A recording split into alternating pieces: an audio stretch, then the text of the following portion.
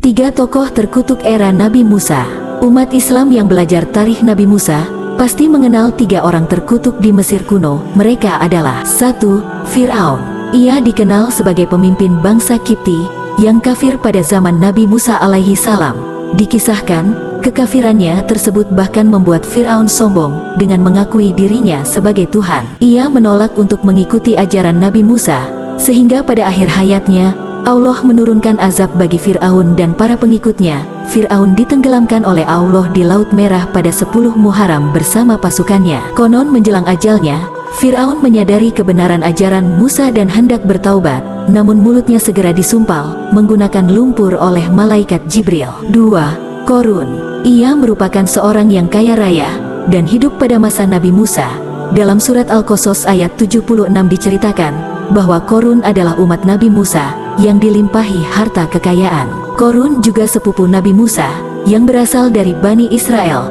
Qorun disebut dalam Al-Quran sebanyak 4 kali, 2 kali di surah Al-Qasas, 1 kali di surah Al-Ankabut dan 1 kali di surah Al-Mu'min. Awalnya kehidupan Qorun ini sangat miskin, namun memiliki banyak anak.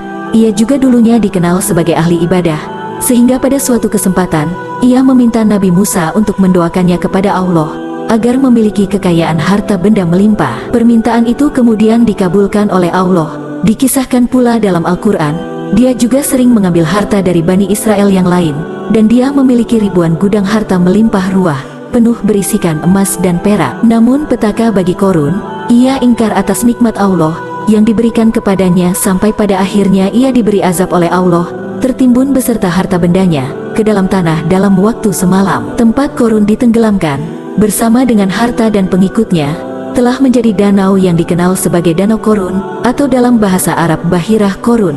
Yang tersisa hanya puing-puing istana Qorun yang terletak di daerah Al-Fayum, Mesir. 3. Haman. Ia merupakan penasihat Fir'aun dalam tarikh Nabi Musa. Haman juga dikenal sebagai pelaksana proyek pembangunan menara yang digunakan Fir'aun untuk melihat Tuhan pada zaman Nabi Musa. Dalam kerajaan Fir'aun, Haman menempati beberapa posisi penting kerajaan sebagai menteri, penasehat raja terutama bidang keagamaan, dan sebagai pelaksana proyek pembangunan menara. Haman diperintah oleh Fir'aun untuk membuat menara yang akan digunakan Fir'aun untuk melihat Tuhan Musa. Pembuatan menara itu membutuhkan 50.000 pekerja, dan belum termasuk tukang untuk membuat kuil-kuil. Setelah pembangunan menara selesai, Fir'aun menembakkan panah dari puncak menara untuk mengalahkan Tuhan Musa. Fir'aun berbohong kepada Nabi Musa bahwa Tuhannya telah mati, dengan menunjukkan anak panahnya yang kembali telah berlumuran darah. Menara itu kemudian dirobohkan oleh malaikat Jibril menjadi 3 bagian, yang menewaskan hampir seluruh pekerja. Haman jugalah yang menasihati Fir'aun untuk menolak misi keagamaan Nabi Musa. Pada peristiwa pelarian Bani Israel dari Mesir, Haman tenggelam bersama Fir'aun dan tentaranya di tengah laut. Kisah-kisah ini, selain menjadi catatan sejarah, menjadi peringatan tegas bagi umat Islam tentang bahaya kesombongan, keserakahan, dan ketidaktaatan terhadap petunjuk Allah.